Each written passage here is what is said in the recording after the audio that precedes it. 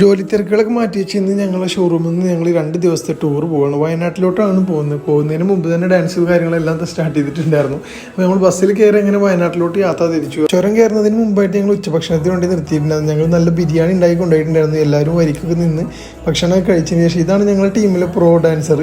കുറച്ച് കഴിഞ്ഞപ്പോൾ pro dancer ഇറമുണങ്ങിയ പാമ്പ് മാറി കഴിഞ്ഞു. ഞങ്ങളുടെ സ്റ്റേ എന്ന് പറഞ്ഞാൽ വൈൽഡ് വെസ്റ്റിൻ്റെ എമറാൾഡ് റിസോർട്ടിലായിരുന്നു. അത്യാവശ്യം നല്ല രീതിയിലുള്ള റിസോർട്ടിലായിരുന്നു ഞങ്ങളുടെ സ്റ്റേ എന്ന് പറഞ്ഞിട്ടുണ്ട്. ഞങ്ങൾ നേരെ പോയത് ഡ്രസ്സെല്ലാം മാറി നേരെ ഫുട്ബോൾ കളിക്കാൻ ഇറങ്ങി. നമ്മൾ മലപ്പുറത്തേക്ക് പിന്നെ ഫുട്ബോൾ വിട്ട് വേറൊരു കളിയില്ലല്ലോ. ചെറിയൊരു വെള്ളക്കെട്ടിൽ ഞങ്ങൾക്കൊരു ബോട്ടിംഗ് സൗകര്യങ്ങളൊക്കെ ഉണ്ടായിരുന്നു. ഈ ഹട്ടുകളിലാണ് ഞങ്ങൾ ഇന്ന് താമസിക്കുന്നത്.